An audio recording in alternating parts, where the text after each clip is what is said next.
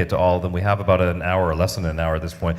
But I think this one really captures it. So allow me to put my glasses on here, and it says, our community is worried about the vast influence of Russia on the White House. We worry that Ukraine will be thrown under the bus. How can we support Ukraine best in Washington? Maybe Congressman, take the lead on that. I think it has to be a bipartisan support in both chambers. There has to be a willingness for people throughout the United States, right here in Illinois, people have to be willing to contact their member of Congress, wherever they are throughout the state of Illinois, and encourage them first to get on these bills that we're talking about, and encourage them to support that the sanctions, that they're going to be lifted, it has to come through Congress. So tomorrow because Ukraine is the litmus test in terms of this struggle? Well, first of all, one can wonder and question the motivations of the President of the United States as to why he has gotten so close to Putin and Russia. But in those discussions and articles we have read, it seems that the front line of this is Ukraine, because there's been talk of lifting these sanctions and saying things like, well, why is it a bad idea to reconnect with Russia? The point being, why, when Russia is struggling, its economy is equal to the size of Italy right now, why would you lift the sanctions which give you the absolute most leverage at a time when they're faltering in their economy? So I think Ukraine is the first step in terms of what the Russians are trying to do, and the sanctions are the first step toward Ukraine. Senator? I was in Warsaw at a dinner, and there were people there from foundations. One of the foundations was Kazimierz Pulaski Foundation. We're familiar with that. Mike and I were both over at the Polish National Alliance a few days ago. This man, whose name was Zbigniew Pizarski, asked me a question which I can't get out of my head. He said to me, Senator, if the United States will not take seriously Putin's invasion of your presidential election, how do we know that you will take it seriously when he invades us? Pretty good question as far as I'm concerned. Mike and I want to back up what he said earlier. We're not going to change the outcome of this last election, no matter what happens in the investigation. It's not going to change. And our intelligence agencies say everything that Russia did not change the votes we cast or how they were counted. But they also said clearly he was setting out to try and do that. And we ought to know exactly what he did. And we ought to know who was involved in it, whoever it may be, Democrat, Republican, foreigner, whoever it happens to be. We ought to know that. One of my colleagues in the United States Senate said to me, if this would have happened 100 years ago, if someone in the United States would have joined up and colluded with some foreign power trying to change the presidential election and we caught him, what would we have done with him? We'd have hanged him. It would have been treason. That's how serious this is. So Eastern Europe, Ukraine, watching us, are we going to take this seriously? Are we going to have a real investigation? Mike's on one of the committees that's charged with doing it. I think there should be the committee work and more, an independent bipartisan commission that is transparent, which shares with the United States people exactly what happened. Like a 9/11 commission, that level. And an independent prosecutor. Yes. Well, I can tell you that every story meeting in the morning in any newsroom is all about what's happening in the two intelligence committees. Where's Quigley? What's happening with that testimony? So we're all watching that very carefully. But to the points that were just made here, this is very important here. After meeting, gentlemen, with the presidents of Lithuania and Ukraine, and having political meetings in Poland, do you feel that both countries are willing to help Ukraine militarily, knowing that the Ukrainian people are holding the border of all of Europe, not only Ukraine? Senator. Yes, and let me tell you a few things you know, most of you know, some of you may not know. More than 1 million Ukrainians have moved into Poland and gone to work. They are accepted and part of Poland and its economy. So there is a cooperative relationship dealing with displaced persons and giving them a chance to work in Poland. And there are more opportunities there than in a smaller country like Lithuania. But in terms of what we can do, what we need to do, working with those countries, you know, they made it clear to us that they thought the United States was the key ally here. We were the one country in the world that everyone looks to. Are we going to lead in this case? Are we going to have a president who embraces Putin or who looks at him in honest and real terms? I mean, that is what it comes down to. But in terms of direct assistance, we need to do more. I think the United States can and should do more. President Obama started with non-lethal aid, some of it very important. Communications equipment still needed, night goggles still needed, training. We started with National Guard, then we moved into regular military, but I think we need to go beyond that. I don't think that's enough. I think we've got to say to the Ukrainian forces who are risking their lives there that we are prepared to stand behind them. We send literally loans and money in the tunes of hundreds of millions of dollars to Ukraine. We can do more, and we should do more, because as they stand their ground and stop his advancement, it brings safety to the region. The last part, in September of this year, September, the Russians have a military exercise in Belarus. Most of you know Belarus, that crazy dictator Lukashenko. Well, he is letting the Russians come in. Listen, 100,000 Russian troops will be going through military exercises called Zabat in Belarus. What is on the border of Belarus? Lithuania, Poland, Ukraine. They'll be exercising right over the border there. We need to be on guard. We need to watch them as we can, carefully and closely, because I pray that it does not happen. But if there's an act of aggression, we need to be ready. Borders along Ukraine, Russia is building bases and massing troops. Clearly, at the very least, Putin wants the world to know that if he wanted to, he could overrun the forces, the defense forces in Ukraine. We have to be prepared for that. And we recognize our allies in Eastern Europe. There's all this talk about our NATO allies getting to 2% of GDP in terms of what they're doing with their military. They're trying and they're going to get there.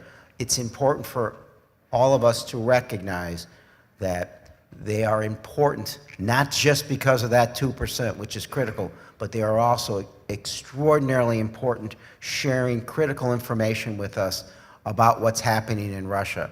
So they're important allies, not just for the military, but again, unity is everything.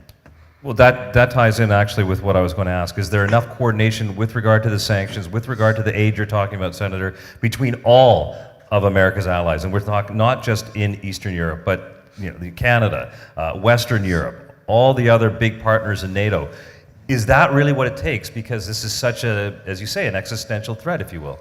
What happened in the United States in our election, with the election of Donald Trump, is happening in different forms all over Europe. It is the emergence of populism, as they call it, in the most general way. Some of the populism is easy to explain, some almost impossible. My friends, Al and Fran Domanskis are here, fellow Lithuanians. I asked Lithuanian parliamentarians, what does populism mean in Lithuania? I asked the parliamentarians that. They couldn't tell me. But we know that there is a movement toward nationalism, and in some cases, away from international cooperation. Look at Brexit. Brexit's an indication of the United Kingdom moving away from the European Union on an economic basis. And now that international cooperation is being challenged in election after election. In Hungary, soon in France, in Poland, they've gone through similar things. So you ask a good question. I don't know the answer. I don't know if the popular will among European leaders will continue to be in favor of international cooperation. For those of you with a sense of history or long memories, it wasn't that long ago when the Europeans were fighting one another and we were dragged into those wars. And we don't want that to occur again. And since World War II, we've stopped it with NATO, and I think we should continue that international cooperation and commitment. Congressman, just before you jump in, let me read this question because it does tie right in with what I think you'd like to comment on. And this is a theme that's coming through some of these questions. And so bear with me here. It says, don't want to with Syrian refugees and America with leaks. that time that all those people died in Ukraine. What could be done about this by legislators here? Do they really understand what's going on? Congressman.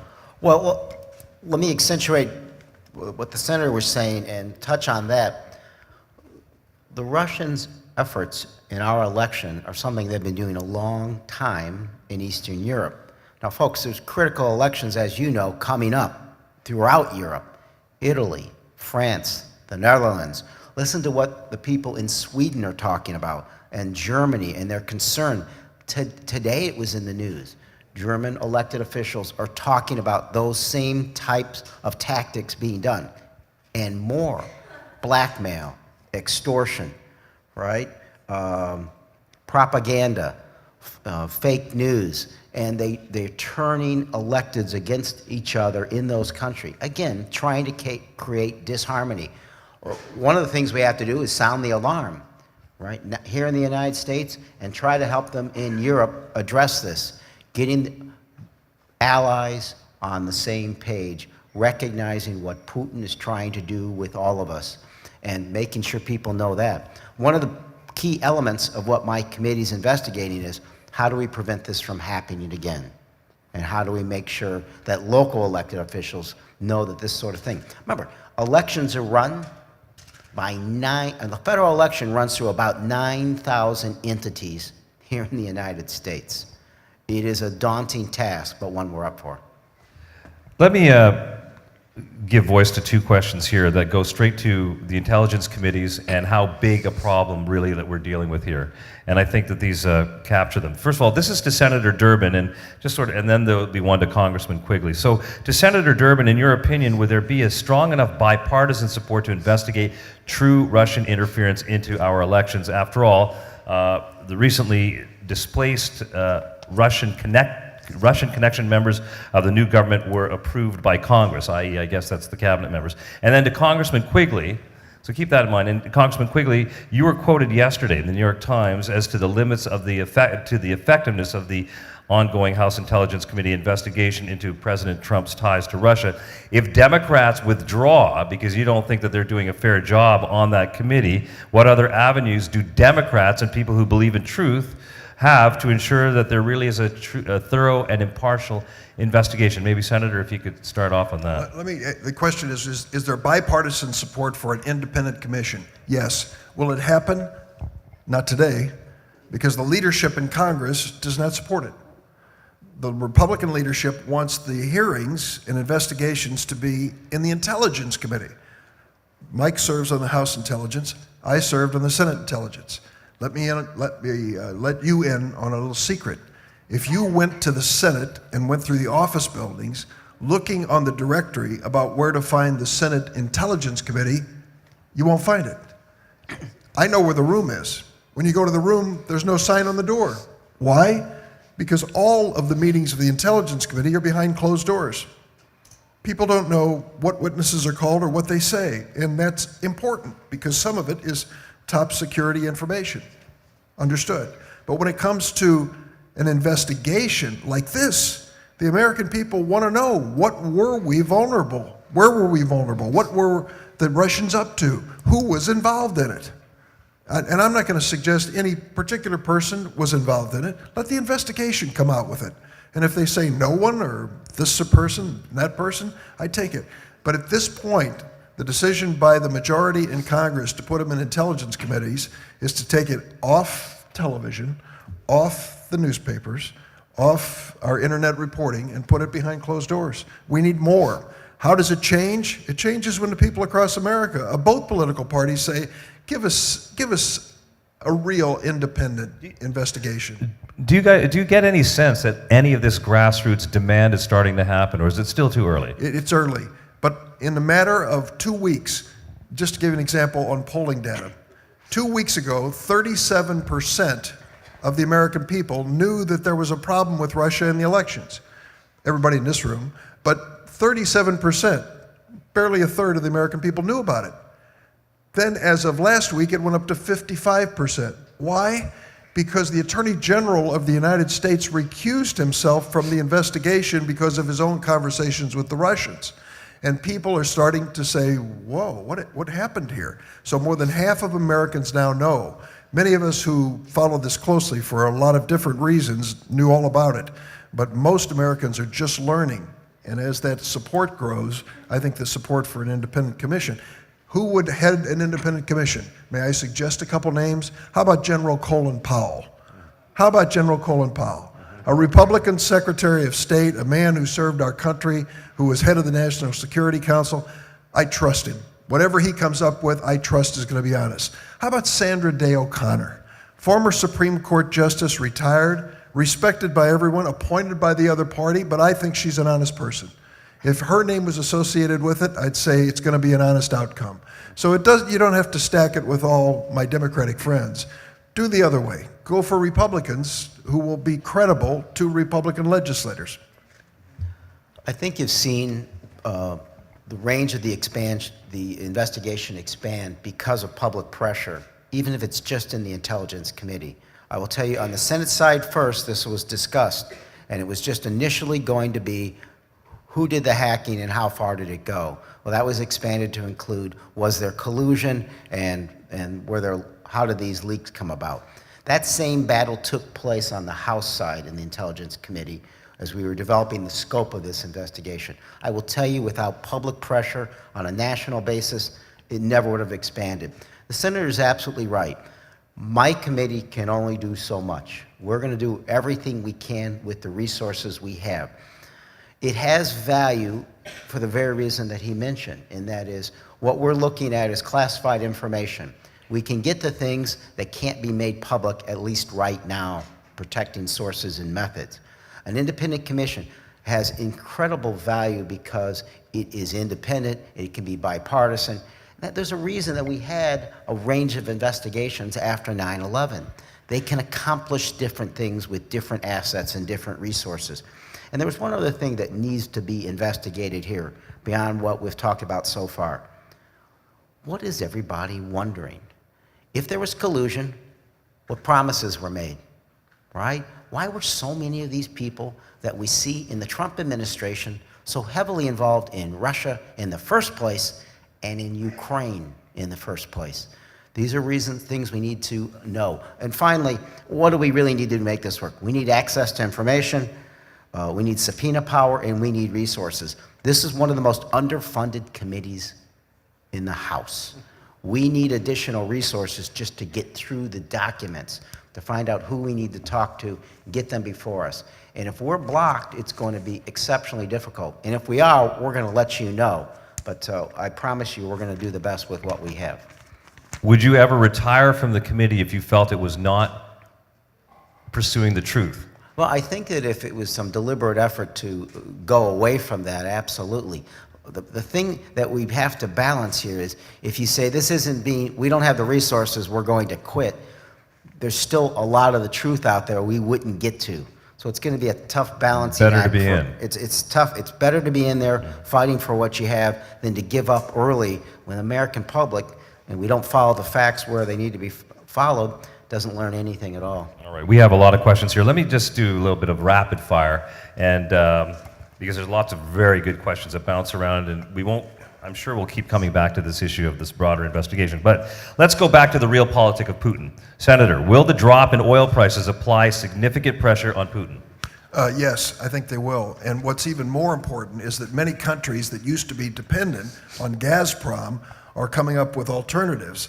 Lithuania with LNG, Poland developing their own sources, Ukraine reaching the point near independence from Russia.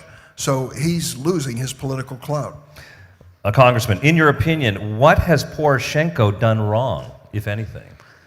Look, it's hard to say he's done anything wrong because of we met all the candidates in 2014, and they laid out just what the difficulties were going to be for Ukraine. Given the hand he's been dealt, the fighting in the East and the fighting in the West, and West they refer to fighting as to the corruption and the financial situation that they faced, the fact that they had to, as the senator mentioned, adapt very quickly to be energy insufficient. It's very hard for anybody to judge them poorly given what they started with.